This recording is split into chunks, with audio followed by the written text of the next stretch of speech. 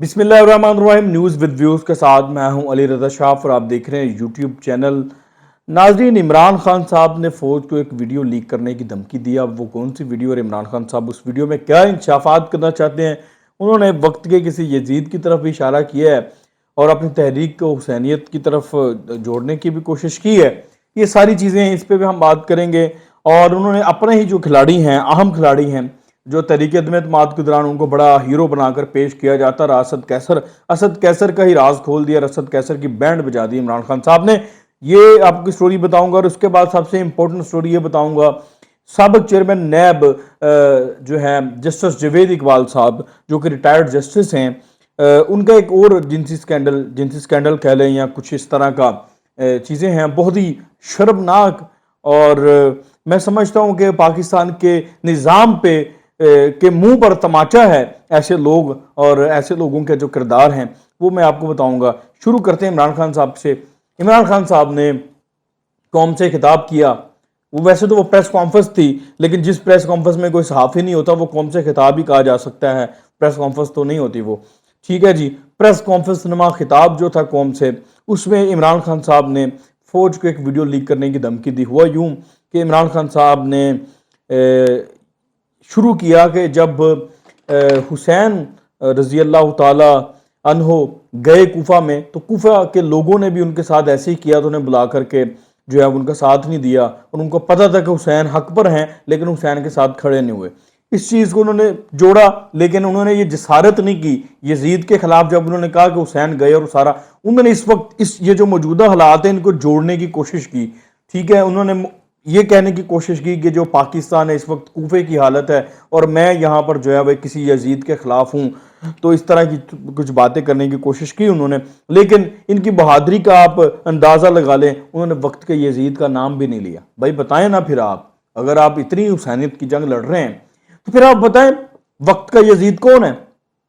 वक्त का यजीद का नाम लेने की तो जसारत आप कर नहीं सकते। कि हिपोक्रेटिक टाइप जो है उनकी बातें थी वो सारी उन्होंने की, लेकिन सबसे इंपॉर्टेंट जो उसमें उन्होंने बात की वो एक वीडियो लीक करने की। उससे पहले उन्होंने साथ ये कहा कि इस वक्त जो सहाफ़ी हैं, सहाफ़ियों के नाम लिए उन्होंने, इमरान रियाज का नाम लिया, अरशद शरीफ का नाम लिया, समी इब्राहिम का नाम लिया। इसी तरह से चंद एक जो सहाफ़ी थे जो कि पाकिस्तान तहरीक इंसाफ का बयानिया लेकर के आगे चल रहे हैं, पाकिस्तान तहरीक इंसाफ के साथ खड़े हैं। आप समझ लें कि सहाफ़त कम कर रहे हैं, लेकिन पाकिस्तान तहरीक इंसाफ के बतौर वर्कर और स्पोक्स पर्सन ज़्यादा वो काम कर रहे हैं। उनके लिए आवाज़ उठाई, उनके लिए उन्होंने कहा जी कि इनको अगर तंग करने का काम सिलसिला बंद ना हुआ तो मैं फिर मजबूर हो जाऊंगा उन किरदारों का नाम लेने पर जिन्होंने ऑपरेशन रजीम चेंज किया और जिन्होंने हमारी हुकूमत उल्टाई।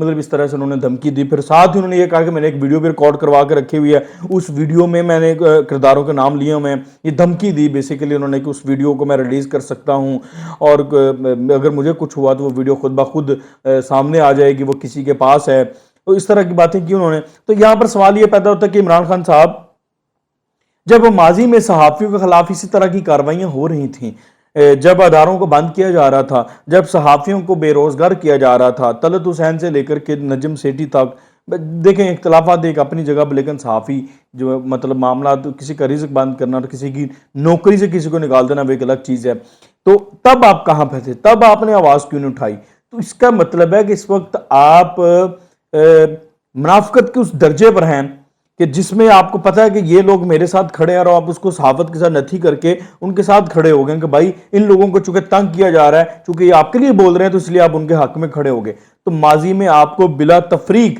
हामिद कमीर के लिए भी बात करनी चाहिए थी, नजम सेठी के लिए भी बात करनी चाहिए थी, तलत हुसैन के लिए भी बातचीत करनी चाहिए थी, बल्कि आप तो खुद उनके प्रोग्राम्स को बंद कर नहीं है इमरान खान साहब की इस बात में कि वो सहाफ़ियों के साथ खड़े हो जाएं और पसंदीदा और सिलेक्टिव सहाफ़ियों के साथ खड़े हो जाएं, और बाकी जब उनके दौर में जो हो रहा था उस पर वो खामोशी अख्तियार करके। अच्छा, साथ ही इमरान खान साहब ने ना अपना ही फौजी जो है वो गिरा दिया है। वो हुआ क्या है, आपको याद होगा कि जब तहरीक अदम-ए-एतमाद दोबारा सुप्रीम कोर्ट ने जब दोबारा ऑर्डर दे दिया कि रूलिंग आई सुप्रीम कोर्ट की कि जी तहरीक अदम-ए-एतमाद जिसको रिजेक्ट कर दिया था इन्होंने, डिप्टी स्पीकर ने रूलिंग दे करके, फिर दोबारा ऑर्डर्स आए सुप्रीम कोर्ट के कि इस पे तहरीक अदम-ए-एतमाद पे वोटिंग कराएं।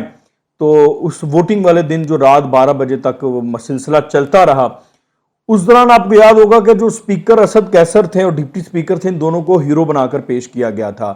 ہیرو بنا کر اس طرح سے پیش کیا جاتا رہا کہ یہ ڈٹ گئے اور کپتان کے ساتھ کھڑے ہیں، اور اس طرح کی بہت سی باتیں کی جاتی رہی. پھر آخر پہ ان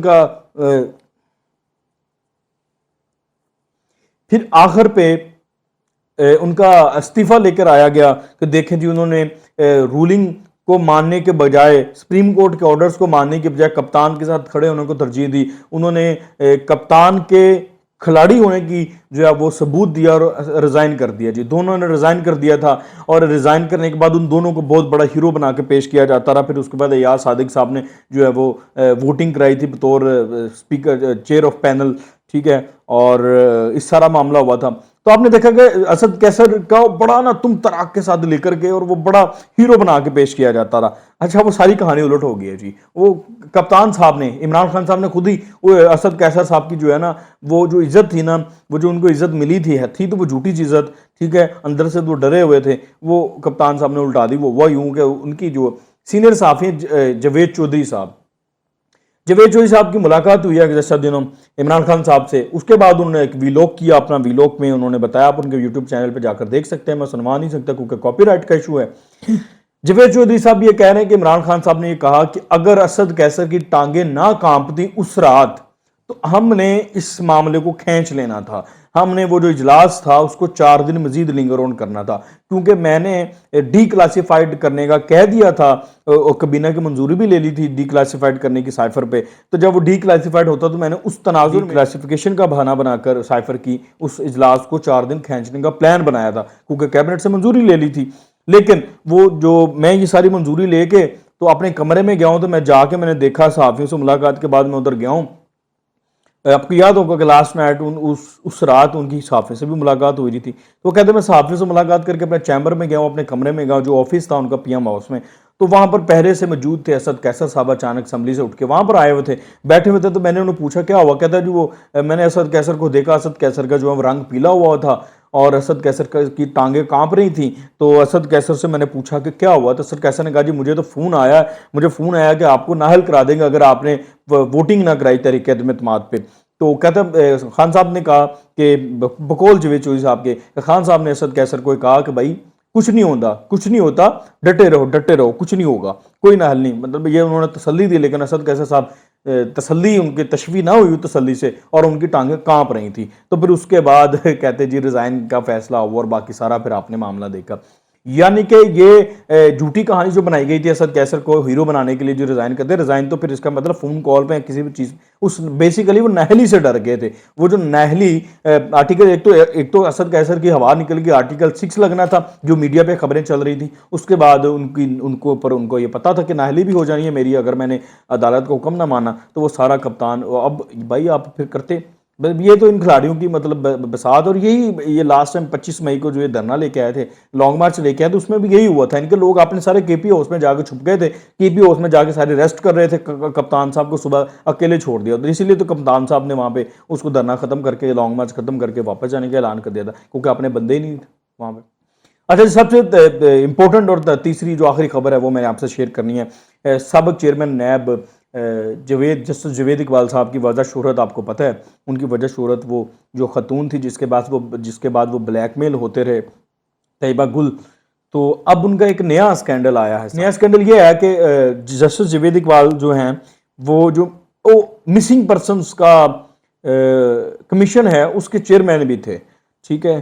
تو آمنہ جنجوعہ صاحبہ کا آپ کو پتہ ہوگا، آمنہ جنجوعہ صاحبہ مسنگ پرسنز کی ایک تحریک کو لیڈ کر رہی ہیں. انہوں نے حامد میر صاحب کے پروگرام میں انکشاف کیا ہے کہ ایک خاتون جس کے خاوند لاپتہ تھے، وہ جب اس کمیشن میں جسٹس جاوید اقبال کے سامنے پیش ہوئی، یعنی کہ ان کے پاس گئیں داد رسی کے لیے، کیونکہ وہ سٹیٹمنٹس ریکارڈ کر رہے ہوں گے. تو جسٹس جاوید اقبال صاحب نے کہا کہ آپ تو خود ان خاتون سے کہا کہ آپ تو خود بہت خوبصورت ہیں، آپ کو خاوند کی کیا ضرورت ہے. یہ اتنا شرمناک جملہ ہے جناب، کوئی غیرت مند شخص سنے تو وہ پانی پانی ہو جائے. وہ آمنہ جنجوعہ صاحبہ کہتے ہیں کہ اس خاتون نے جب یہ سب سنا تو اس کے بعد وہ میرے پاس آئی اور اس نے آ کر مجھے کہا کہ میں آج کے بعد اس کمیشن میں پیش نہیں ہوں گی. آپ یہ کلپ سنیں. دیکھا جی ہاں، میں اپنے لیے بھی پیش ہوتی رہی اور اس کے بعد پھر باقی بھی جتنی فیملیز تھیں ان کے لیے بھی اکثر مائرہ ساجد ہو گئی ہے، اس طرح چیدہ چیدہ کے لیے میں جاتی ہوں.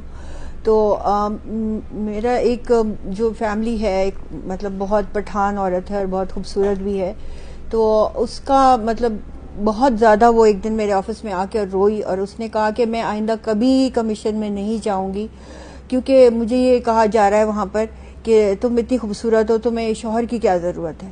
تو مطلب یہ کس نے کہا؟ یہ جسٹس جاوید اقبال نے اس سے کہا. تو آپ سوچ رہے ہیں کہ یہ کمیشن کیا انصاف دے گا؟ یہ کتنی شرمناک بات ہے. اگر یہ ویسے حقیقت میں ایسا ہوا ہے تو کتنی شرمناک بات ہے.